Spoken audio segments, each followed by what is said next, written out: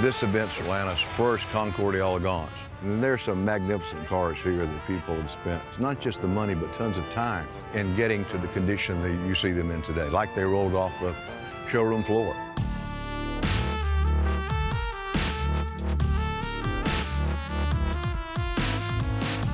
Well, Concours car is a car that the owner has strived to achieve that level of perfection. The average person would not see a great deal of difference between a really, really nice show car and a Concours car. But the judges certainly notice when they're scoring the car. One of the cars we brought today was a 1911 Hotchkiss. It was made by two Americans that moved to France, so it's technically a French-made car. This was sort of the Lamborghini of its day. When most cars had 15 horsepower, this car had 55 horsepower. And the car will do probably 75, 80 miles an hour today.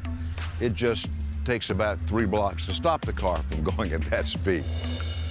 One of the things that makes this car really unique is the fact that it has the winter body that replaces all of this in the back. The chauffeurs would sit in here, and then back here is where the passengers would sit, and you have 2 jump seats that pull down, and the hose over there is your communication. So you'd actually talk into the hose, and it would come out from the brass megaphone. If you had somebody that wanted the Lamborghini of the era, but also wanted to be able to take the wife and kids out, I think this would be very important back here. I'm not typically a show car exhibitor.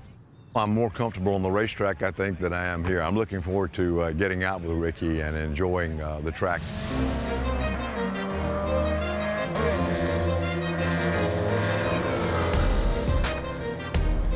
Although it wasn't running and it wasn't moving, I had already, in my mind, made some laps in the car, so I was ready.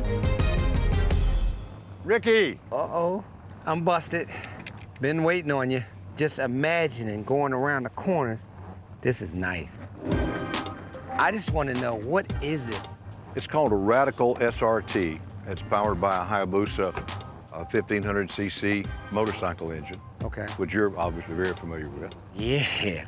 We got to have some fun today, because now we're bringing a little bit of motorcycle world into the car world. It puts out about 250 horsepower, and the car only weighs about 1,500 pounds, so it's a lot of fun on the track. This car has a different body style. Right. What is this? This is a Ralt RT5. It's a 1983. This car is only producing about 170 horsepower, but it only weighs about 1,200 pounds. So this car is lighter than that car. Lighter. Has less horsepower. Less horsepower. But the same concept, Rickey, as far as the downforce. But one of the neat things about this car, the air comes in here, also has the effect of cooling your radiator, so it serves 2 purposes. Right. And the skirt along the bottom helps to maintain that suction. So this almost drags the ground. Almost drags the ground. It keeps the air underneath. Exactly. They stopped that because they had taken the physics principle to such an extreme that they were literally sucking up the asphalt off the track. Wow. It's that much downforce. They're at speeds, there is. Now, you won't find that much with this car.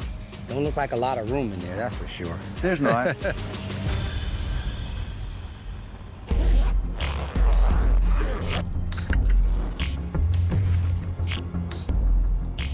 We wanted to bring that car for Rickey, A, because of its motorcycle power. But it's a 2-passenger car, and it gives you a chance to sort of take someone around a new track, and of course this is a new track to Rickey. Here we go. I'm not used to being in the passenger seat, but this is not my profession, and you have to listen, learn, and apply. Turn into the apex here. Tap your brakes. I think you'll be a very quick steady. He didn't get to where he is in the racing world without being able to catch on quickly.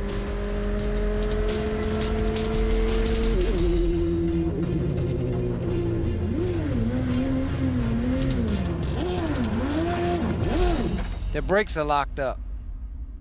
I felt that back there. It felt like the brakes were locking up. We brought these 2 cars from the collection. They haven't been run in a couple of years. It's not shifting down to first. It's stopping again. It did it again.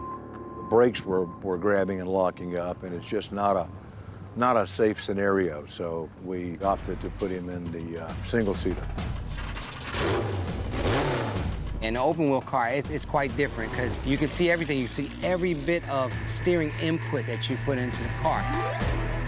As I'm driving, it's just running through my head what he told me to do, how he told me to approach the apexes, to watch my markers, where to brake at. That's important. You get out here and you don't brake in the right spot, you're off the track.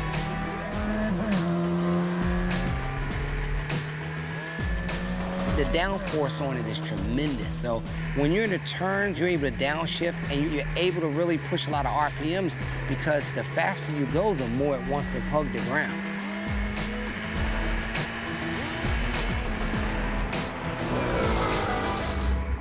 The open wheel car, yo, I love that. I was concerned with my elbows not being able to turn. I had this much turning radius. You assured me that that wouldn't be an issue, and when I got there, you were right. It wasn't an issue. I can take any line I wanted with the open wheel car, so I like that. So thanks a lot, Ron. If this is any indication of what you have in the Ron Green collection, I can't wait to see what you bring to Caffeine and Octane. Well, I think we'll have a nice surprise for you and for the people that attend. Well, I'll see you there. All right. All right.